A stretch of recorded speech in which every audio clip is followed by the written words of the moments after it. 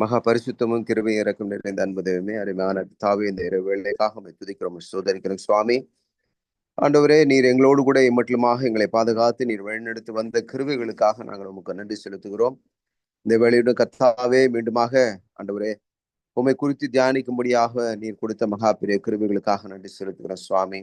ஆண்டவர், உம்மை பாடவும் உம்மை துதிக்கவும் உம்மை ஆராதிக்க நீர் கொடுத்த கிருபைகளுக்காக நன்றி சுவாமி. நீர் எப்பொழுதும் எங்களோடு இருப்பதற்காக நன்றி செலுத்துகிறோம் சுவாமி. ஆண்டவரே, எங்கள் துன்ப நேரங்களிலும் எங்கள் வேதனை நேரிலும் என் தேவனாய் கர்த்தர் நீர் எங்களோடு இருந்து எங்களை பாதுகாத்து நீர் எங்களுக்கு ஆறுதலை கொடுத்து ஆண்டவரே எங்களை தைரியத்தை கொடுத்து நீர் பாதுகாத்து வழிநடத்தி வருகிறீர். அதற்காக நாங்கள் நன்றி செலுத்துகிறோம். இந்த நேரத்திலும் ஆண்டவரே, உம்முடைய வார்த்தையை கேட்கும்படியாக நாங்கள் ஆண்டவரே கூடியிருக்கிறோம் சுவாமி. என் தேவனாய் கர்த்தர் தாமே அருமையான சகோதரர் மூலமாக நீர் எங்களோடு பேசும்படியாக ஜெபிக்கிறேன். ஆண்டவருடைய வார்த்தைகள் எங்கள் வாழ்க்கையில கர்த்தாவே மாற்றங்களை உருவாக்கவும் எங்களுக்கு ஆறுதலை கொடுக்கவும் எங்களை தேற்றும்படியாக இருக்க தேவன் கிருபை செய்வீராக. சகோதரர் மூலமாக நீர் எங்களோடு கூட பேசுவீராக. பரிசுத்த ஆவியானவர் எங்கள் மத்தியில இருந்து எங்களோடு நீர் இடைபட வேண்டுமா ஜெபிக்கிறேன். அருமையான சகோதரரை உங்களுடைய கரத்துல நாங்கள் ஒப்பு கொடுக்கிறோம்.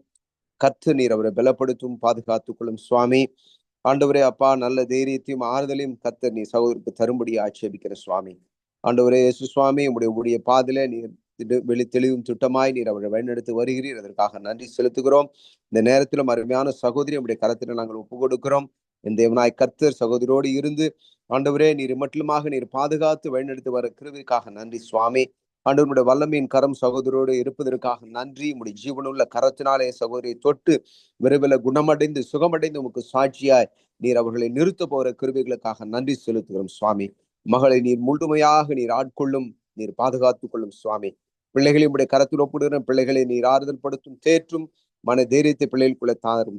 இந்த குடும்பத்தை முற்றிலும் ஆண்டவரே உடைய தூதலை கொண்டு வேலை அமைத்து பாதுகாத்து உடைய பரிசுத்த அக்னி அவர்களை சூழ்ந்து கொள்ளும்படி ஆட்சேபிக்கிறேன். உடைய வல்லமையின் கரம் அவர்களை தாங்கும்படி ஆட்சேபிக்கிறேன் சுவாமி. உடைய கரத்திலே எங்களை தாழ்த்து ஒப்பு கொடுக்கிறோம். இந்த கூட்டத்தில் கலந்து கொண்ட ஒவ்வொரு குடும்பத்தாரையும் உடைய கரத்தை நாங்கள் ஒப்பு கொடுக்கிறோம். கர்த்தர் நீர் ஆசீர்வதிப்பீராக, வழிநடத்துவீராக. இயேசுவின் நாமத்தில் ஜெபிக்கிற ஜீவனின் நல்ல பிதாவே, ஆமென். நல்லதொரு ஜெபத்தை எடுத்த சகோதரரையும் அவர் செய்கிற ஊழியங்களையும் தேவன் ஆசீர்வதிப்பாராக. இந்த கூடுகையின் சார்பாக உங்களுக்கு நன்றியை தெரிவித்துக் கொள்கிறோம். இப்பொழுது நம்ம தலைப்பின் கீழே போகலாம். இந்த தலைப்பு நான் ஷேர் பண்றேன்.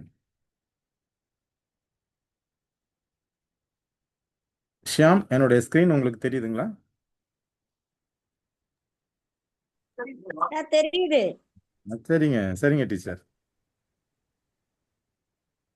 இப்ப நம்ம இந்த வாரத்துல பார்க்க இருக்கிற தலைப்பு என்னன்னா, யார் உண்மையான யூதர்கள் அப்படிங்கிற ஒரு தலைப்பின் கீழே தான் நம்ம செய்தியை பார்க்க இருக்கிறோம். ஒரு 2 வசனங்களை வாசிப்போம். முதலாவது 1 கொரிந்தியர் 2வது அதிகாரம் 14வது வசனம். ஜென்ம சுவாபமான மனுஷனும் தேவனுடைய ஆவிக்குரியவைகளை ஏற்றுக்கொள்ளான். அவைகள் அவனுக்கு பைத்தியமாக தோன்றும். அவைகள் ஆவிக்கேற்ற பிரகாரமாய் ஆராய்ந்து நிதானிக்கப்படுகிறவைகளானதால் அவைகளை அறியவும் மாட்டான். இதுல ஒரு மனுஷன் சொல்லுது, ஜென்ம சுவாபமான மனுஷன் அப்படின்னா உலக வாழ்க்கையில இருக்கிற ஒரு மனுஷன் ஆவிக்குரிய காரியங்களை, தேவனுடைய ஆவிக்குரிய காரியங்களை என்ன பண்ண மாட்டான், ஏற்றுக்கொள்ள மாட்டான். அவங்க வேற ஒரு, அது வந்து அவனுக்கு பைத்தியமா தோன்றும். பார்த்தேன், என்னடா இவன் சாமி கோயிலுக்கு போறானுங்க, இப்படி போய் சொல்ல மாட்டானுங்க, அப்படி இருக்கிறானுங்க, இப்படி இருக்கிறானுங்க, அப்படிதான் அவளை வந்து பார்ப்பாங்க. ஆனா நமக்கு தான் தெரியும் அது என்ன அப்படிங்கிறது. அப்போ ஜென்ம சுவாபமான மனுஷன் இதுல வந்து கிறிஸ்தவர்களும் இருப்பாங்க.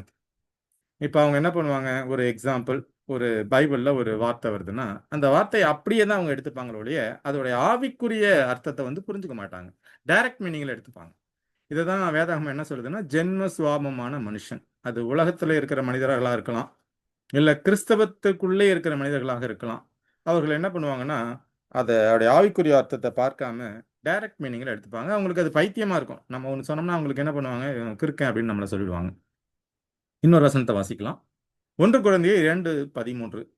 அவைகளை நாங்கள் மனுஷ ஞானம் போதிக்கிற வார்த்தைகளாலே பேசாமல் பரிசுத்த ஆவி போதிக்கிற வார்த்தைகளாலே பேசி ஆவிக்குரியவைகளை ஆவிக்குரியவர்களோட சம்பந்தப்படுத்தி காண்பிக்கிறோம். பவுல் என்ன சொல்றாருன்னா, ஜென்ம சுவாபமான மனுஷன். இந்த பக்கம் பவுல் எப்படி பேசுறார். ஸோ ஆவிக்குரிய விஷயத்த ஆவிக்குரிய பார்வையில பார்த்தாதான் புரியும். ஆவியானவரோட உட்காந்து அந்த விஷயத்தை படிச்சாதான் அது என்னங்கிறது நம்ம புரியும். அப்படிதான் பவுல் வந்து சொல்லி போதிச்சிருக்கிறாருங்கிறத நம்ம இதுல இருந்து பார்க்கலாம். இப்போ 2 வசனத்தை பார்த்துருக்கோம்.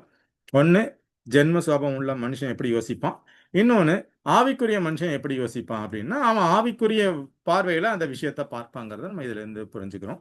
இப்போ இந்த நாளில் பார்த்தீங்கன்னா மிகப்பெரிய உலகத்தில் நடக்கிற பிரச்சனை 2 பிரச்சனை. ஒன்று ஒரு பக்கம் பார்த்தீங்கன்னா பாலஸ்தீனத்துக்கும் இஸ்ரேலுக்கும், அதாவது காசாவுக்கும் இஸ்ரேலுக்கும் நடக்கிற சண்டை. இன்னொரு பக்கம் ரஷ்யா உக்ரைன். இப்போ நம்ம மெயினாக பார்க்குறது பார்த்தீங்கன்னா என்ன அப்படின்னா இந்த இஸ்ரேல், காசா, பாலஸ்தீனம், இது ரெண்டுக்கும் நடக்கிற பிரச்சனைகள் ரொம்ப வருஷமாக நடந்துகிட்டு இருக்கு. ஏறக்குறைய 52,500 பேர் இன்னைக்கு வரைக்கும் அதில் இறந்துருக்குறாங்க டைரக்டாக. இன்டைரக்டாக எவ்வளோ பேர் டிசீஸ்னால, பசியினால, பட்னியினால எவ்வளோ பேர் வந்து இறக்குறாங்க அப்படிங்கிறத பார்க்குறோம். அந்த பக்கமும் ஒரு 1500 பேர் இறந்துருக்காங்க அப்படிங்கிறது தான் இப்போ பெரிய டாபிக். உலகத்தில் வந்து பெரிய டாபிக் வந்து எதுன்னா இந்த இஸ்ரேல் காசா யுத்தம். இதில் நம்ம ஆவிக்குரிய நம்ம நிறைய பெரிய பெரிய பிரசங்கியார்கள் என்ன சொல்கிறாங்கன்னா இஸ்ரேல் இந்த போரில் கண்டிப்பாக ஜெயிக்கும், பாலஸ்தீனத்தை அழிச்சிட்டு என்ன பண்ணும், அந்த இடத்துல 3வது ஆலயத்தை எடுத்து கட்டுவாங்க, திரும்ப அதில் வந்து பலி கொடுப்பாங்க. அதுக்கப்புறம் அந்த மற்ற விஷயங்கள் நமக்கு எல்லாத்துக்கும் தெரிஞ்சது தான். ஸோ திரும்ப ஆலயத்தை எடுத்து கட்டுவாங்க, 3வது ஆலயத்தை, அதாவது எருசலேம் தேவாலயம் மீண்டுமாக எடுத்து கட்டப்படும். இப்படி தான் நிறைய பேர் வந்து பேசிக்கிட்டு இருக்காங்க. நாங்கள் நிறைய அந்த யூடியூப் மெசேஜ் எடுத்து பார்த்தீங்கன்னா நிறைய பேர் இது மாதிரி பேசுகிறாங்க. ஸோ இந்த ஒரு பேசிக் நாலேஜ் வச்சுட்டு இந்த தலைப்பின் கீழே நம்ம வந்து போகலாம். அதற்கு முன்பாக ஒரு சிறிய ஜெபம் செய்துட்டு போகலாம். எங்களை அதிகமாய் நேசிக்கிற எங்கள் அன்பு ஆண்டவரே, இந்த நல்ல மாலை வேலைக்காக உம்மை துதித்து உம்மை ஆராதித்து உமக்கு நன்றி செலுத்துகிறோம்.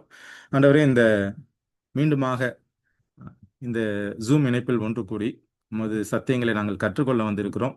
தேவன் தாமே இந்த கூடுகையை தலைமையேற்று நடத்தரும்படியாக உமது கரங்களில் அர்ப்பணிக்கிறோம். தேவனுக்கு வெறும் வாயாக மட்டும் இருப்பதற்கு அடிமைக்கு பலத்தை கொடுங்க சாமி. தேவன் பேசுங்க, நாங்கள் கேட்கிறோம். ஆண்டவரே, இந்த சத்தியங்கள் எங்களுடைய ஆவிக்குரிய வாழ்க்கையில் பிரயோஜனமாக இருக்க கிருபை செய்யுங்க சாமி. ஆரம்பம் முதல் கடைசி வரை உமது பிரசன்னம் எங்களோடு இருக்கட்டும். ஆண்டவரே, டெக்னிக்கல் இஷ்யூஸ் எதுவும் இல்லாதபடி பார்த்துக்கொள்ளுங்க. எல்லா துதி கனமகிமும் எமக்கே செலுத்துகிறோம். இயேசு கிறிஸ்து இனிய நாமத்தில் கெஞ்சி கேட்கிறோம் நல்ல பிதாவே, ஆமென். ஒரு வசனத்தை வாசிப்போம். ஆதியாகமம் 32வது அதிகாரம் 28வது வசனம். அப்பொழுது அவர், உன் பேர் இனி யாக்கோபு எண்ணப்படாமல் இஸ்ரவேல் எனப்படும், தேவனோடும் மனிதரோடும் போராடி மேற்கொண்டாயே என்றார். இப்போ யூதர்கள் அப்படிங்கிறது அந்த நாட்டு பேர் இஸ்ரேல். அதில் இஸ்ரேலில் மொத்தம் 12 கோத்திரம் இருந்துச்சுன்னு தெரியும். அந்த 12 பேர் அதில் வந்து ஏறக்குறைய 11 கோத்திரம் அழிஞ்சு போச்சு. இப்போ ஒரே ஒரு கோத்திரம் தான் இருக்குது. அது ஒரு கோத்திரம் மீன்ஸ் அதில் கொஞ்சம் பெஞ்சமின் சேர்ந்துருக்காங்க. இப்போ டோட்டலாக எல்லாத்தையும் எப்படி சொல்கிறாங்கன்னா யூதர்கள் அப்படின்னு சொல்கிறாங்க. ஸோ இவங்களுக்கு டோட்டலாக என்ன பேருன்னா இஸ்ரவேலர்கள். இஸ்ரவேலர்களில் ஒரு குரூப்பு தான் யூதர்கள். அப்போது இஸ்ரவேலினாலும் யூதர்கள்னாலும் ஏறக்குறைய ஒரே மாதிரி மீனிங் தான் வருது. அதான் இஸ்ரேல் தேசம். அப்போ இந்த இஸ்ரேல் அப்படிங்கிற பேரு முதல்ல யாருக்கு தேவன் கொடுத்தாருன்னா யாக்கோபுக்கு கொடுத்தார். யாக்கோபுன்னா எத்தன். ஸோ அவன் என்ன பண்ணுறான், தேவனுடைய காலை பிடிச்சிக்கிட்டு மல்யுத்தம் நடக்குது.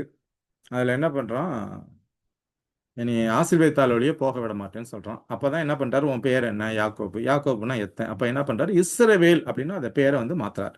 அப்போ இஸ்ரவேலுங்கிறது பார்த்தீங்கன்னா ஒரு நபரை குறிக்கிற ஒரு பேர்.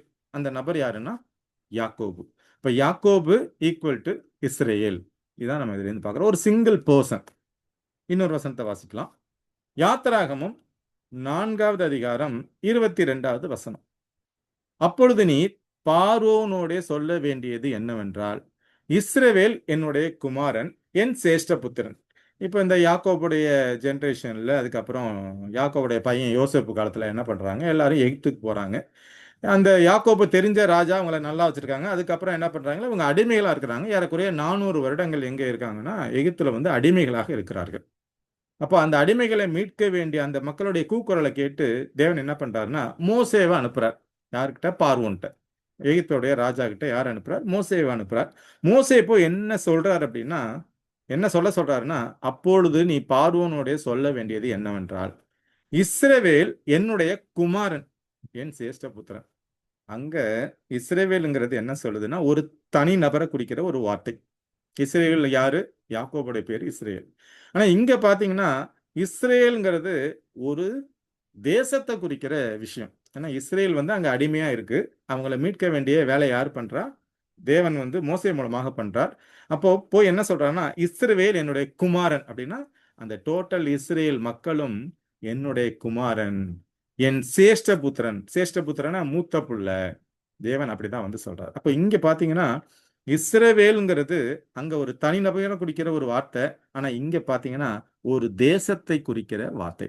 இப்படிதான் நம்ம இஸ்ரேலுங்கிற பேர் வந்திருக்கு. அப்போ தனிநபருடைய பேர் அங்க இஸ்ரவேலுங்கிறது. இங்க எப்படி சொல்றாருன்னா இஸ்ரவேலுங்கிறது டோட்டல் இஸ்ரவேலர்களையும் குறிக்கிற ஒரு வார்த்தை தான் இஸ்ரவேல். ஒரு தேசத்தை குறிக்கிற ஒரு வார்த்தை இங்க. ஓசியா 11வது அதிகாரம் முதல் வசனத்தை வாசிப்போம். இஸ்ரவேல் இளைஞனாய் இருந்தபோது நான் அவனை நேசித்தேன், எகிப்திலிருந்து என்னுடைய குமாரனை வரவழைத்தேன். இங்க என்ன வார்த்தை வருது? இஸ்ரவேல் இளைஞனாய் இருந்தபோது நான் அவனை நேசித்தேன்னா, அந்த தேசத்துல இருந்த மக்கள் தேவனை நோக்கி கூக்குரலிட்டாங்க, உண்மையா அவரை பார்த்து கெஞ்சினாங்க. கெஞ்சினதுக்கு அப்புறம் என்ன பண்றாரு தேவன்? எகிப்திலிருந்து என்னுடைய குமாரனை வரவழைத்தேன்னு சொல்றாரு. என்னுடைய குமாரனை என்ன? எகிப்திலிருந்து இந்த இஸ்ரேல் ஜனங்களை என்ன பண்றாரு? ரிலீஸ் பண்ணி எங்க கொண்டு வர்றாருன்னா கானான் தேசத்துக்கு கொண்டு வர்றார். இதுதான் இந்த வசனத்தோடைய அர்த்தம். இஸ்ரவேல் இளைஞனா இருந்தபோது நான் அவனை நேசித்தேன். எங்க? அங்க எகிப்தில் இருந்தபோது. எகிப்திலிருந்து என்னுடைய குமாரனை வரவழைத்தேன். இதே வார்த்தை புதிய ஏற்பாட்டுல ஒரு இடத்துல வருது. அந்த இடத்துல என்ன அர்த்தங்கிறத நம்ம வந்து பார்ப்போம். மத்தேயு 2வது அதிகாரம் 14 மற்றும் 15 வசனங்களை வாசிக்கலாம். மத்தேயு 2, 14 மற்றும் 15. அவன் எழுந்து இரவிலே பிள்ளையையும் அதன் தாயையும் கூட்டிக் கொண்டு எகிப்துக்கு புறப்பட்டு போய், யார் இது? நம்ம யோசேப்பு. யார் அழைச்சிட்டு போறாங்க? மரியாள. கூட யாரு? இயேசு கிறிஸ்து. இவங்க 3 பேர் எங்க போறாங்க? இந்த ஏரோதுக்கு பயந்து, அவன் வந்து 2 வயசு கீழே இருக்கிற எல்லா தலைச்சன் பிள்ளையும் வெட்டுறத பயந்து என்ன பண்றாங்க? எகிப்துல போய் கொஞ்ச நாள் குடியிருக்கிறாங்க. ஸோ ஏரோதின் மரண பரியந்தம் அங்கே இருந்தான். எகிப்திலிருந்து என்னுடைய குமாரனை வரவழைத்தேன் என்று தீர்க்கதரிசியின் மூலமாக கர்த்தரால் உரைக்கப்பட்டது நிறைவேறும்படி இப்படி நடந்தது. இங்க பார்த்தோம், இஸ்ரேலுங்கிறது ஒரு சிங்கிள் பர்சனை குறிக்கிற வார்த்தை. அடுத்தது இஸ்ரேலுங்கிறது ஒரு தேசத்தை குறிக்கிற ஒரு வார்த்தை. இஸ்ரவேலை என்ன பண்றாரு தேவன்? அங்க எகிப்துல அடிமையா இருக்கிறவங்களை அங்கேருந்து ரிலீஸ் பண்ணி கொண்டு வர. அதுதான் அந்த ஓசியால வாசிக்கிறோம். எகிப்திலிருந்து என்னுடைய குமாரனை வரவழைத்தேன். ஆனா இங்க பாத்தீங்கன்னா என்ன சொல்றாரு? இயேசு கிறிஸ்துவ வந்து குறிக்கிற வார்த்தை எகிப்திலிருந்து என்னுடைய குமாரனை வரவழைத்தேன் அப்படின்னு வந்து சொல்றார். அப்போ இங்க இயேசு கிறிஸ்து அப்படிங்கிற ஒரு அந்த இஸ்ரேல் தேசங்கிறதுக்கு அந்த அந்த அந்த டோட்டல் இஸ்ரேல் மக்களுக்கும் எப்படி இஸ்ரேல்னு ஒரு பேர் வைக்கிறாங்களோ அதே போல இந்த இடத்துல இயேசு கிறிஸ்து ஈக்குவல் டு இஸ்ரேல். நம்ம இதை புரிஞ்சுக்கிறது என்னன்னா, இஸ்ரேலுங்கிற பேரு வேற யாருக்கும் பொருந்தும் அப்படின்னா கிறிஸ்துவுக்கும் பொருந்தும். ஏன்னா எகிப்திலிருந்து என்னுடைய குமாரனை வரவழைத்தேன் அப்படின்னு வந்து சொல்றார். அங்க சிங்கிள் பர்சனை குறிக்கிற வார்த்தை, அதுக்கப்புறம் ஒரு தேசத்தை குறிக்கிற வார்த்தை. இந்த 2 வசனத்தையும் வச்சு கம்பேர் பண்ணோம்னா, எகிப்திலிருந்து என்னுடைய குமாரனை வரவழைத்தோம்னா யாரை வரவழைச்சாரு? இஸ்ரேலை வரவழைச்சாரு. இங்க கிறிஸ்துவையும் அங்கேருந்து வரவழைக்கிறார். இப்ப கிறிஸ்துவையும் எப்படிதான் பைபிள் சொல்லுது அப்படின்னு பார்த்தோம்னா இஸ்ரேல் அப்படிதான் சொல்லுது. நம்ம இன்னும் பின்னாடி வசனங்களை வாசிக்கும் போது நமக்கு நல்லா புரியுது. மத்தேயு 3வது அதிகாரம் 17வது வசனம்.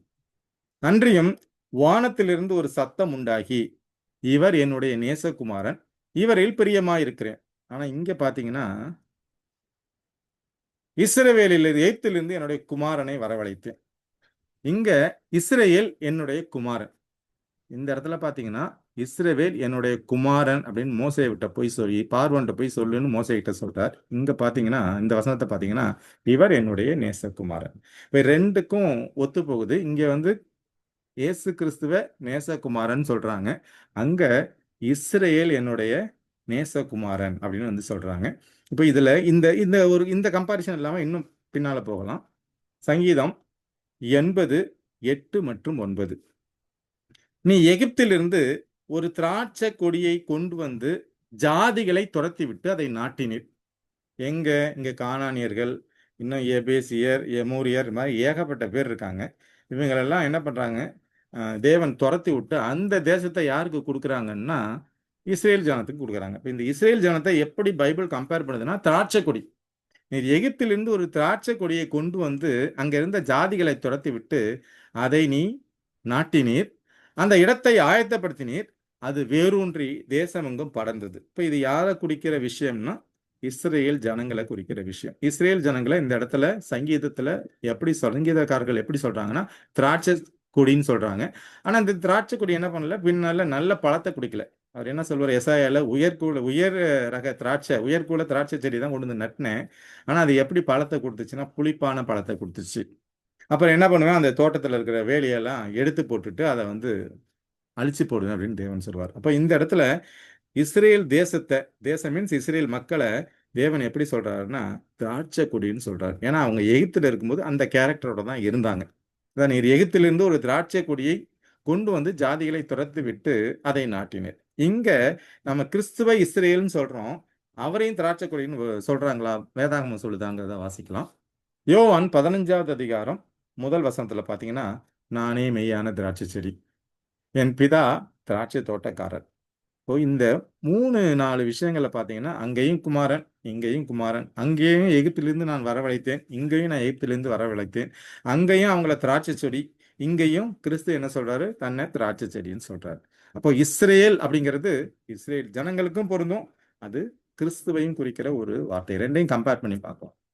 எசாயா 41:8, என் தாசனாகிய இஸ்ரவேலே, நான் தெரிந்து கொண்ட யாக்கோபே, என் சிநேகிதனான ஆபிரகாமின் சந்ததியே. இஸ்ரேல் ஜனங்களை எப்படி தேவன் சொல்றாருன்னா, என் தாசனாகிய இஸ்ரவேலே, நான் தெரிந்து கொண்ட யாக்கோபே. ஏன்னா யாக்கோபா தேவன் தெரிந்து கொண்டு அந்த வம்சத்தை தான் கொண்டு வந்து அங்க நிறுத்துறாரு. என் சிநேகிதனான ஆபிரகாமின் சந்ததியே. என் சிநேகிதனான அவரை வந்து தேவன் என்ன சொல்றாரு, ஆபிரகாமை என்னுடைய சிநேகிதன் சொல்றாரு. அப்ப ஆபிரகாமினுடைய சந்ததி என்னன்னா அதுதான் இந்த இஸ்ரேல் ஜனங்கள். அவங்களதான் என்ன பண்றாரு, எகிப்திலிருந்து வெளியே கொண்டு வர்றார். அப்போ ஆபிரகாமின் சந்ததி யாருன்னா இந்த இஸ்ரவேலர்கள். இப்ப இருக்கிற யூதர்கள் யாருடைய சந்ததி? ஆபிரகாமுடைய சந்ததி. இங்கே கலாத்தியர் 3:16 பாத்தீங்கன்னா, ஆபிரகாமுக்கும் அவனுடைய சந்ததிக்கும் வாக்கு தத்தங்கள் பண்ணப்பட்டன. ஆபிரகாமுக்கும் அவனுடைய சந்ததினா இந்த இஸ்ரவேலர்களுக்கு. சந்ததிகளுக்கு என்று அநேகரை குறித்து சொல்லாமல் உன் சந்ததிக்கு என்று ஒருவனை குறித்து சொல்லி இருக்கிறார். அந்த சந்ததி கிறிஸ்துவே. ரெண்டையும் நம்ம கம்பேர் பண்ணி பார்க்கிறோம். அங்க ஆபிரகாமுடைய வம்சம் இஸ்ரவேலர்கள் என்ன சொல்லுதுன்னா, தேவன் என்ன சொல்ற எசாயால, என்னோட ஆபிரகாமுடைய சந்ததிங்கிறார். ஆனா இந்த கலாத்தியர்ல பவுல் எப்படி பேசுறாருன்னா, அந்த சந்ததி யாரு? கிறிஸ்து. ஸோ கம்பேர் பண்ணிக்கிட்டே வர்றோம். இஸ்ரேல்னா யாரை குறிக்குது? இந்த பக்கம் அந்த பக்கம் டோட்டலா மாம்சத்துல இருக்கிற இஸ்ரவேலர்களை குறிக்குது. இங்க இஸ்ரவேலுங்கிறது கிறிஸ்துவை குறிக்கிற ஒரு வார்த்தையா இருக்கு. 1 கொரிந்தியர் 10வது அதிகாரம் 1 மற்றும் 2 வசனங்களை வாசிக்கலாம். இப்படி இருக்க சகோதரரே, நீங்கள் எவைகளை அறிய வேண்டும் என்று இருக்கிறேன் என்றால், நம்முடைய பிதாக்கள் எல்லாரும் மேகத்துக்கு கீழே இருந்தார்கள், எல்லாரும் சமுத்திரத்தின் வழியாய் நடந்து வந்தார்கள். எப்போ என்ன சமுத்திரம்? அந்த ரெட் சி என்ன பண்றாங்கன்னா கடந்து வர்றாங்க. அப்போ மேல என்ன இருக்குது? மேகம். கீழே என்ன இருக்குது? 2 சைட்லையும் தண்ணி. அதை பவுல் எப்படி பார்க்கிறாருன்னா அதை ஞானஸ்தானமா பார்க்கிறாரு. இப்படி இருக்க சகோதரரே, நீங்கள் எவைகளை அறிய வேண்டும் என்று இருக்கிறேன் என்றால், நம்முடைய பிதாக்கள் எல்லாரும் மேகத்துக்கு கீழா இருந்தார்கள், எல்லோரும் சமுத்திரத்தின் வழியாய் நடந்தார்கள், எல்லோரும் மோசேக்குள்ளாக மேகத்தினாலும் சமுத்திரத்தினாலும் ஞானஸ்தானம் பண்ணப்பட்டார்கள்.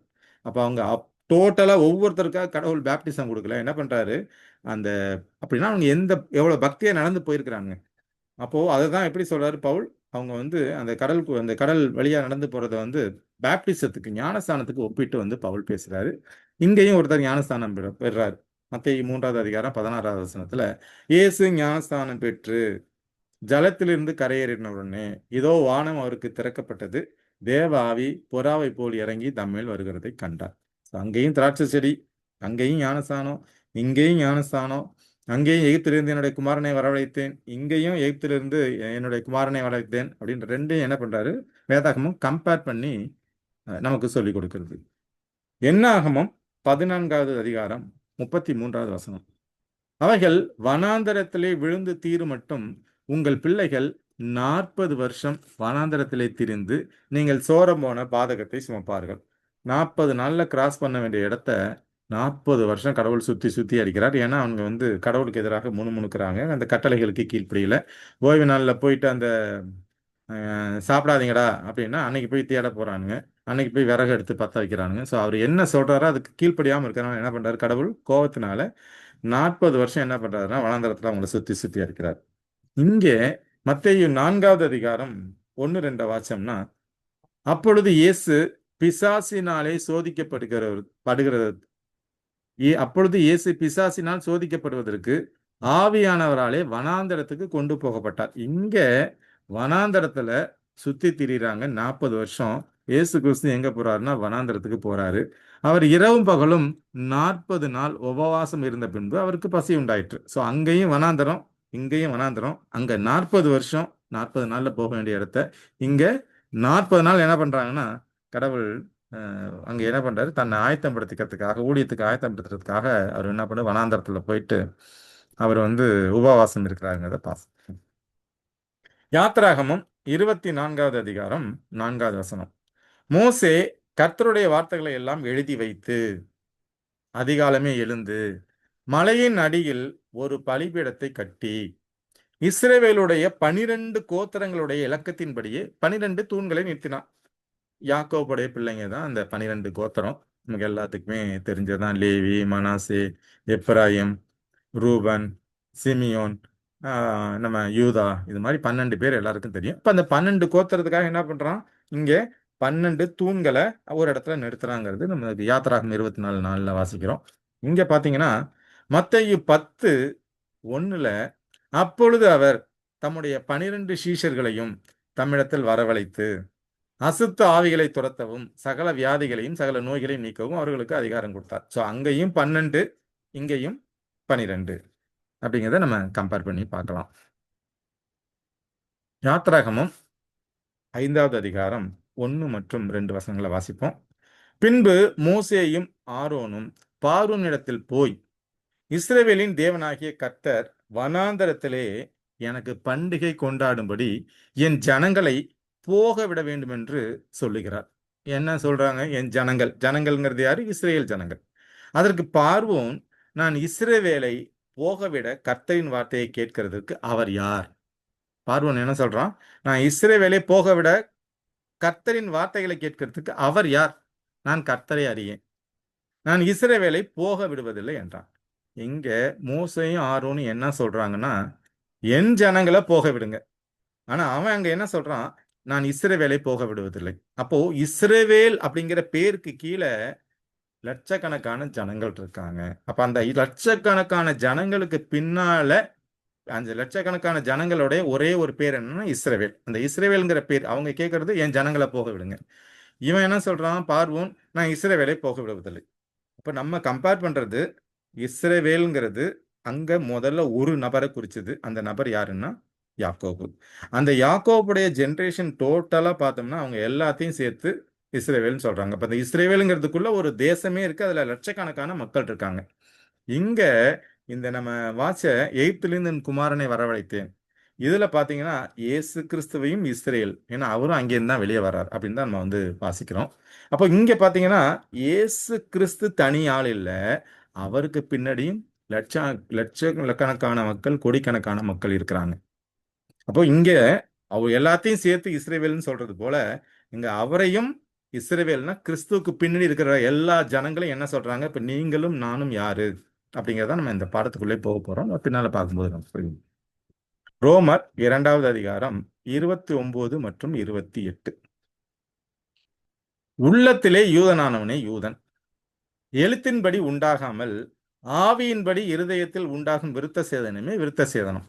இப்படிப்பட்டவனுக்குரிய புகழ்ச்சி மனுஷராலே அல்ல, தேவனாலே உண்டாயிருக்கிறது. இங்க பவுல் என்ன பேசுறாருன்னா, அவர்கள் மாம்சத்தின்படி யூதர்கள். அந்த யூதர்கள் இயேசு கிறிஸ்துவை ஏத்துக்கல, கொலை பண்ணினாங்க. இது வரைக்கும் அவங்க மன்னிப்பு கேட்கல.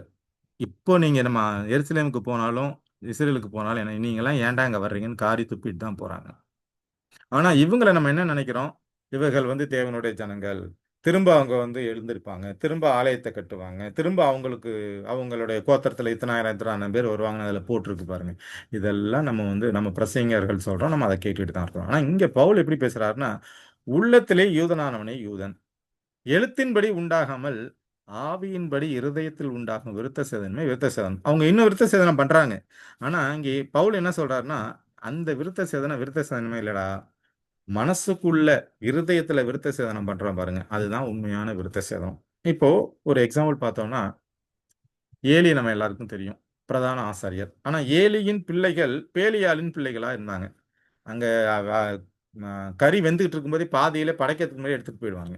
இது மாதிரி பண்ணிக்கிட்டு இருந்தாங்க. கடைசியில் அவங்க 2 பேரையும் கடவுள் அழிச்சிடறார். அப்போ ஏலிய கடவுள் தள்ளிட்டு யாரை கொண்டுட்டு வர்றாருன்னா சாமுவேலை கொண்டுட்டு வர்றாரு. ஒருத்தனை தள்ளிட்டாரு, இன்னொருத்தனை கொண்டு வர்றாரு. அதே போல பாத்தீங்கன்னா முதல் ராஜா யாருன்னா சவுல். சவுல் கடவுளுக்கு பிரியமா வாழல. அவர் என்னெல்லாம் செய்யக்கூடாதுன்னு சொல்றாரோ அதெல்லாம் செய்யறான். இவனே முழுசா நின்று இந்த ஆசாரிய உழைத்து இவனே செய்யறான். அந்த பழியெல்லாம் இவனே கொடுக்குறான். அப்ப கடவுள் என்ன பண்றாருன்னா சவுலை தள்ளிட்டு தாவீதை கொண்டு வர்றார். இப்ப சவுல் குடும்பம் அவ்வளவுதான். யோனத்தானே கடவுளுக்கு பிரியமான மனுஷன் தான். அவனை என்ன பண்றான், செத்து போறான். இப்போ யாரு அடுத்த ஜெனரேஷன்ல வர்றாருன்னா தாவீது தான் வர்றாரு. அங்க எப்படி சாமுவேல் வந்தாரோ அதே போல அங்க தாவீது. அப்போ ஒரு ஒரு மனிதனை தேவன் ஒரு இஸ்ரவேலை அந்த டோட்டல் ஜனத்தையும் தேவன் வேணான்னு தள்ளி விடுறாரு. பட் அதுக்காக யூதர்களையும் உண்மையான கிறிஸ்தவர்கள் இயேசு கிறிஸ்துவ முழுமையா விசுவாசி இருக்கிறவங்க இருக்கிறாங்க. ஆனா மெஜாரிட்டியான பேர் என்ன பண்றாங்கன்னா எதிர்க்கிறாங்க. அவங்க இன்னும் கிறிஸ்துவ தெய்வமாவே ஏத்துக்கல. அவங்க கிறிஸ்துவ கொன்னதுக்கு இதுவரைக்கும் மன்னிப்பும் கேட்டதில்லை. ஸோ அப்படிப்பட்ட யூதர்களை இன்னைக்கு நம்ம சமுதாயம் என்ன பண்ணுதுன்னா பயங்கரமா தூக்கி வச்சு பேசிக்கிட்டு இருக்காங்க. ஆதலால் புறம்பாக யூதனானவன் யூதன் அல்ல, புறம்பாக மாம்சத்தில் செய்யப்படும் விருத்த சேதனமும் விருத்த சேதனம் அல்ல. இப்ப புறம்பாகன்னா நான் அந்த இஸ்ரேலுக்குள்ள மாம்ச இஸ்ரேலுக்குள்ள நான் இருக்கிறேன்னா நான் என்ன பண்ணல, உண்மையான யூதன் அல்ல. அப்ப இங்க இஸ்ரேல்னு சொல்லக்கூடிய கிறிஸ்துவுக்கு பின்னால நான் இருந்தாதான் நான் உண்மையான யூதன். இதுதான் அந்த அந்த டைட்டில் என்னன்னா யார் உண்மையான யூதன், யார் உண்மையான யூதர்கள். அப்போ உண்மையான யூதர்கள் மாம்சத்தின்படி இருக்கிறார்கள்னா அவர்கள் உண்மையான யூதர்கள் அல்ல. எப்படி ஏலிட்டேருந்து சாமுவேலுக்கு வந்துச்சோ, சவுல்ட்டேருந்து தாவீதுக்கு வந்துச்சோ, அதே போல அவர்கள்ட்டேருந்து என்ன யாருக்கிட்ட வந்திருக்குன்னா நம்ம கிட்ட வந்திருக்கு. அப்போ மாம்சத்தில் செய்யப்படும் விருத்த சேதனம்னா விருத்த சேதனம். மனசுக்குள்ள தேவனை ஏத்துக்கிட்டு அவருக்கு பிரியமா வாழ நினைக்கிறோம் பாருங்க, அவங்க தான் உண்மையான யூதர்கள். கலாத்தியர் 3:29 நீங்கள் கிறிஸ்துவின் உடையவர்கள் ஆனால் இப்ப நான் இயேசு கிறிஸ்துவை முழுமையாக அவருடைய குணத்தை வெளிப்படுத்துகிற ஒரு வாழ்க்கை முறைக்குள்ள வந்தேன்னா நான் தான் யாரு, ஆபிரகாமின் சந்ததியாராயும் வாக்கு தத்தத்தின்படி சுதந்திரராயும் இருக்கிறீர்கள். மாம்சத்துல வந்த இஸ்ரவேலர்கள் யூதர்கள் அல்ல. நீங்கள் கிறிஸ்துவின் உடையவர்கள் ஆனால் அவங்க இன்னும் இயேசு கிறிஸ்துவை ஏத்துக்கவே இல்லை. இயேசு கிறிஸ்துட்டு அவங்க கொலை பண்ணதுக்கு மன்னிப்பே கேட்கல. இப்பவும் அவங்க திட்டிக்கிட்டு இருக்காங்க. ஆனா நம்ம என்ன சொல்றோம், அந்த ஆலயத்தை பத்தி பேசுறோம், அங்க இருக்கிறவங்க திரும்ப வருவானுங்க, கடவுள் திரும்ப ரட்சிப்பு கொடுப்பாரு, அப்படி இப்படிலாம் பேசிட்டு இருக்கோம். மன்னிப்பு கேட்டா அவர்களுக்கும் ரட்சிப்பு உண்டு. நம்ம அதை பத்தி பேசல. ஆனா இன்னைக்கு நம்மளுடைய உபதேசங்கள் எப்படி இருக்குங்கிறதுக்கு தான் சொல்றதுக்காக இந்த டாபிக் எடுத்தது. நீங்கள் கிறிஸ்துவின் உடையவர்கள் ஆனால் ஆபிரகாமின் சந்ததியாராயும் வாக்கு தத்தத்தின்படியே சுதந்திரருமாய் இருக்கிறீர்கள். அப்ப இன்னைக்கு உண்மையான இஸ்ரவேலர்கள் யாருன்னா யாரெல்லாம் அவரை அடிச்சோட ஃபாலோ பண்றோமோ அவங்க தான் உண்மையான யூதர்கள், உண்மையான இஸ்ரவேலர்கள். கலாத்தியர் 6வது அதிகாரம் 15 மற்றும் 16 வசனங்களை வாசிக்கலாம். கிறிஸ்து இயேசுவுக்குள் விருத்த சேதனமும் ஒன்றுமில்லை, விருத்த சேதனம் இல்லாமையும் ஒன்றும் இல்லை, புது சிருஷ்டியே காரியம். அப்ப நான் இயேசு கிறிஸ்துவை என்னுடைய சொந்த ரட்சகரா ஏத்துக்கிட்டேன், பேப்டிசம் எடுத்துட்டேன், நான் மாறிட்டேனா, என் பழைய குணங்கள் போயிடுச்சான்னா அது நம்ம தான் கேட்டுக்கணும். அப்போ என்னுடைய எதுதான் உண்மையான யூதர்கள் யாருன்னா புது சிருஷ்டியா நம்ம மாறி இருக்கணும். புது சிருஷ்டினா நான் என்கிட்ட பழைய குணங்கள் எதுவுமே இருக்கக்கூடாது. இதுக்கு முன்னால ஒரு குணத்துல இருந்திருப்போம் பாருங்க, என்கிட்ட இருக்கிற எல்லா மாம்சத்தின் கிரியைகளும் பேப்டிசம் எடுத்ததுக்கு அப்புறம் இருக்கக்கூடாது. அப்படி இல்லாம இருந்தா அதுதான் அவர் தான் யாருன்னா உண்மையான இஸ்ரவேலர், உண்மையான யூதன். இந்த பிரமாணத்தின்படி நடந்து வருகிறவர்கள், எந்த பிரமாணத்தின்படி, புது சிருஷ்டியா மாறி இருக்கிறவர்கள் எவர்களோ அவர்களுக்கும் தேவனுடைய இஸ்ரவேலருக்கும் சமாதானமும் இரக்கமும் உண்டாயிருப்பதாக. இப்போ இஸ்ரவேலுங்கிறது 2 பேரை பார்த்தோம். ஒன்னு உண்மையான மாம்ச இஸ்ரவேலர்கள், இன்னொருத்தர இஸ்ரவேல்னு யாரை சொல்றோம்னா கிறிஸ்துவ சொல்றோம். அப்போ நான் புது சிருஷ்டியா மாறி இருந்தேன்னா நான் தான் தேவனுடைய இஸ்ரவேலர். அப்படி நான் இருந்தேன்னா எனக்கு என்ன இருக்கும், சமாதானம் கிடைக்கும், இரக்கம் கிடைக்கும். இந்த பிரமாணத்தின்படி நடந்து வருகிறவர்கள் எவர்களோ அவர்களுக்கும் தேவனுடைய இஸ்ரவேலருக்கும் சமாதானமும் இரக்கமும் உண்டாயிருப்பதாக. அப்போ நாம குணத்துல மாற்றம் அடையணும், என்னுடைய பழைய குணங்கள் போகணும், முழுமையாக கிறிஸ்துவின் வாழ்க்கையை அவருடைய குணத்தை பிரதிபலிக்கிற ஒரு வாழ்க்கை முறைக்குள்ள நம்ம வரணுங்கிறது தான் நம்ம இந்த டாபிக்ல இருந்து புரிஞ்சுக்கிறோம். யாத்திராகமம் 19வது அதிகாரம் 5 மற்றும் 6 வசனங்களை வாசிக்கலாம். இப்பொழுது நீங்கள் என் வாக்கை உள்ளபடி கேட்டு என் உடன்படிக்கையை கை கொள்வீர்களானால், அவர் என்ன சொல்றாரு? என் உடன்படிக்கையை கை கொள்வீர்களானால் சகல ஜனங்களிலும் நீங்களே எனக்கு சொந்த சம்பத்தாய் இருப்பீர்கள். பூமி எல்லாம் என்னுடையது. நீங்கள் எனக்கு ஆசாரிய ராஜ்யமும் பரிசுத்த ஜாதியுமாய் இருப்பீர்கள் என்று நீ இஸ்ரேல் புத்திரரோட சொல்ல வேண்டிய வார்த்தைகள் என்றார். மோசே கிட்ட சொல்லி என்ன சொல்றாருன்னா, என் வாக்கை உள்ளபடி கேட்டு என் உடன்படிக்கையை கை கொண்டீங்கன்னா நீங்க எனக்கு என்ன பண்ணுவீங்க? என்னுடைய ஆசாரிய ராஜ்யம், என்னுடைய பரிசுத்த சாதி, சொந்த சம்பத்து. எப்போ என்னுடைய உடன்படிக்கையை கை கொண்டா அப்பதான் நீங்க எனக்கு சொந்த சம்பத்து, எனக்கு ஆசாரிய ராஜ்யம், எனக்கு பரிசுத்த சாதி. ஒருவேளை நீங்க கை கொள்ளணும்னு வச்சுக்கோங்களேன், தள்ளி விட்டுருவேன். அப்போ அவங்கள்ட்ட இருந்து அவங்களுடைய ரட்சிப்பு முடிஞ்சு போச்சு. கிபி 34 கிபி 70 அவங்களை அழிச்சு கடவுள் என்ன பண்ணிட்டாருன்னா ஒண்ணு இல்லாம பண்ணிட்டார். இப்போ 1 பேதுரு 2:9 நீங்களோ அவங்களை விட்டுட்டார். இப்ப யார்கிட்ட வர்றாரு அப்படின்னா, உங்களை அந்தகாரத்தினின்று, இப்ப நாமெல்லாம் புறஜாதிகள், பாவக்குழியில கிடந்த நம்மளை, அஞ்ஞானிகளை, அந்தகாரத்தினின்று, அந்தகாரம்னா இருளுக்குள்ள கிடந்த நம்மளை தம்முடைய ஆச்சரியமான ஒளியின் இடத்திற்கு, இருள்ல இருந்த நம்மளை என்ன பண்ணியிருக்காரு? அவருடைய ஆச்சரியமான ஒளியின் இடத்திற்கு வரவழைத்தவருடைய புண்ணியங்களை அறிவிக்கும்படி. இப்ப நம்ம என்ன பண்ணணும்? இப்ப நான் இருள்ல கடந்தேன், என்னை கடவுள் தூக்கி எடுத்திருக்கிறார். நான் பாவ குழியில கடந்தேன், என்னை தூக்கி எடுத்திருக்கிறார். அப்ப என்னை தூக்கி எடுத்தவருடைய புண்ணியங்களைன்னா அவருடைய சுவிசேஷத்தை அறிவிக்கும்படி தெரிந்து கொள்ளப்பட்ட சந்ததியாயும் ராஜரீகமான ஆசாரிய கூட்டமாயும் பரிசுத்த ஜாதியாயும் அவருக்கு சொந்த ஜனமாயும் இருக்கிறீர்கள். இங்க இஸ்ரேல் ஜனங்கள்ட்ட என்னத்த சொன்னாரோ அவனுங்க அதுக்கு கீழ்ப்படியல. எப்படி சவுல் கீழ்ப்படியலையோ அதே போல இஸ்ரேல் ஜனங்கள் கீழ்ப்படியல. அப்ப என்ன பண்றாருன்னா தள்ளி விட்டுறார். தள்ளி விட்டுட்டு இப்ப யார்கிட்ட வந்துட்டார்? தாவீதுகிட்ட வந்துட்டார். அதே போல நம்ம கிட்ட வந்துட்டார். அப்போ நாம அந்த காலத்துல இருந்தோம், நம்மள ஆச்சரியமான ஒரு நேரத்துல வேலையை அழைச்சிட்டு வந்துட்டாரு. இப்ப என்ன சொல்றாரு? இப்ப நீங்க தான் தெரிந்து கொள்ளப்பட்ட சந்ததி, நீங்க தான் ராஜரீகமான ஆசாரிய கூட்டம், நீங்க தான் பரிசுத்த ஜாதி, அவருக்கு சொந்தமான ஜனம். அவங்கள்ட்ட சொன்ன வார்த்தையை நம்மள்கிட்ட சொல்றார். ஸோ நாம எப்படி இருக்கிறோம்? என்னுடைய வாழ்க்கை எப்படி இருக்கிறது? நம்ம கடவுளுக்கு முழுமையாக நம்மளை ஒப்பு கொடுத்துருக்கிறோமா அப்படிங்கிறத நம்ம ஒவ்வொருத்தரும் சிந்திச்சு பார்ப்போம். ஸோ இப்போ இந்த டாபிக்ல பார்த்தது இஸ்ரவேல் அப்படிங்கிறது அங்கே யாக்கோபை குறிக்குது. அது யாக்கோபை மட்டுமல்ல, ஒரு டோட்டல் தேசத்தையும் அதில் உள்ள ஜனங்களையும் குறிக்கிறது. அவர்கள் ஆரம்பத்துல நல்ல உயர்குள்ள திராட்சை செடியா தான் இருந்தாங்க. ஆனால் அதுக்கப்புறம் என்ன பண்ணல, அவங்களால கனி கொடுக்க முடியல. இங்க இன்னொரு பக்கம் ஒரு இஸ்ரவேல் இருக்கிறாரு. அவர் யாருன்னா கிறிஸ்து. அந்த கிறிஸ்துவுக்கு யார் உண்மையா நம்ம இருக்கிறோமோ நம்மளதான் என்ன பண்றாருங்க இதுல இந்த வசனத்துல பாத்தீங்கன்னா தேவனுடைய இஸ்ரவேலர்கள் சொல்றாங்க. அங்க பவுல் பாத்தீங்கன்னா நாமள ஆபிரகாமின் சந்ததின்னு சொல்றாங்க. நம்மள உள்ளத்துல யூதனானவன் தான் யூதன் சொல்றாங்க. அப்போ நாம உண்மையான யூதனாக, உண்மையான இஸ்ரவேலராக தேவனுக்கு பிரியமாக வாழ்வோம். தேவனுடைய ஊழியத்தை செய்வோம். வாய்ப்பை கொடுத்த தேவனுக்கும் சபையோருக்கும் என்னுடைய நன்றியை தெரிவித்துக் கொள்கிறேன். ஆமென்.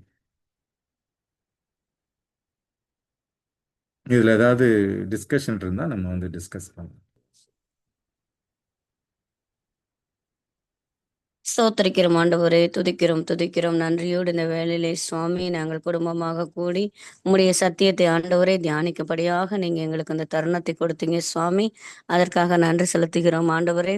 கர்த்தாவே, இதோ இன்றைய நாளிலே சுவாமி இஸ்ரவேலை குறித்த ஆண்டவரே நாங்கள் தெளிவாக ஆண்டவரே உம்முடைய தாசன் மூலியமாக அறிந்து கொண்டோம் சுவாமி. அதற்காக நன்றி செலுத்துகிறோம் ஆண்டவரே. கர்த்தாவே, இதோ அன்று இஸ்ரவேலை யாக்கோபுக்கு நீர் ஒப்பிட்டீர் சுவாமி. அதே போல ஒரு தேசத்தை நீர் கூறியிருக்கிறீர் சுவாமி.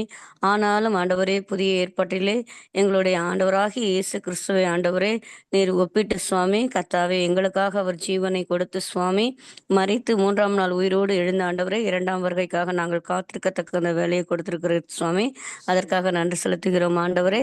கர்த்தாவே, இதோ நாங்கள் ஆண்டவரே அவர் ஒரு நல்ல திராட்சை கொடியாக இருப்பது போல அதிலே நாங்கள் ஆண்டவரே அவருக்கு பிரியமான பிள்ளைகளாக வாழத்தக்க கிருபையும் சத்துவத்தையும் வாஞ்சையும் நீர் எங்களுக்கு தர வேண்டுமாய் கூட கெஞ்சுகிறோம் சுவாமி.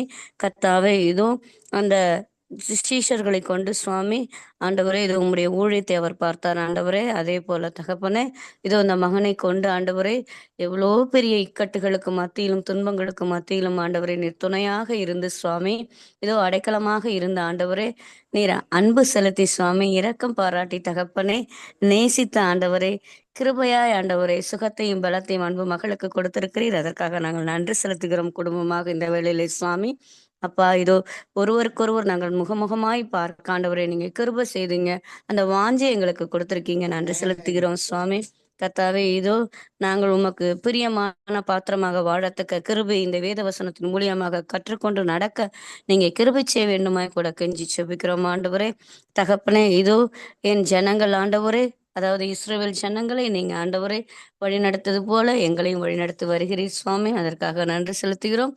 தகப்பனே இதோ நீர் தாவீதின் வம்சத்திலே வந்து தகப்பனே எங்களுக்காக ஆண்டவரே ரத்தம் சிந்தினீர் என்பதை நாங்கள் மீண்டும் மீண்டுமாய் ஆண்டவரே சொல்லிக் கொண்டிருக்க மாத்திரம் இல்லாமல் சுவாமி, இந்த சத்திய வசனங்களை கேட்டு அதன்படி நாங்கள் வாழ்ந்து பிறருக்கு முன்மாதிரியாக இருக்கத்தக்க ஒரு கிருபையை தந்து சுவாமி, அதன் மூலம் ஆண்டவரே மற்றவர்களும் ஆண்டவரே எங்களை பார்த்து ஆண்டவரே உம்மை நேசிக்கத்தக்க வகையிலே நடந்து கொள்ளத்தக்க சத்துவத்தை நீர் எங்களுக்கு தர வேண்டுமா கூட கெஞ்சுகிறோம். எங்களை நாங்கள் தாழ்த்தி ஒப்பு கொடுக்கிறோம். எல்லா நல்ல ஈவுகளுக்கும் வரங்களுக்கும் நன்றி செலுத்துகிறோம் சுவாமி.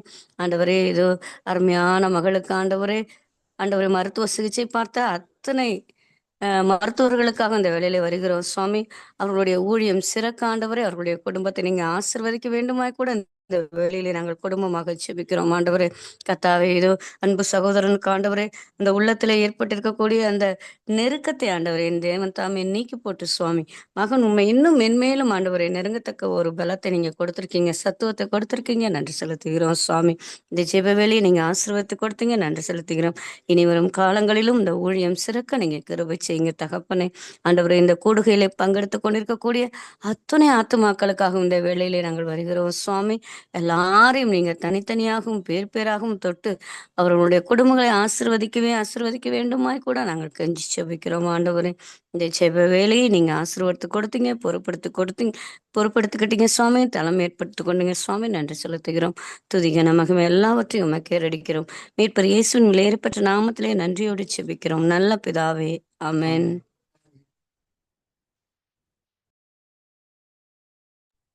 நல்ல ஜெபத்தை ஏறெடுத்த சகோதரியையும் அவர் செய்கிற ஊழியங்களையும் தேவன் ஆசீர்வதிப்பாராக. இந்த கூடுகையின் சார்பாக உங்களுக்கு நன்றியை தெரிவித்துக் கொள்கிறேன். ஆமென்.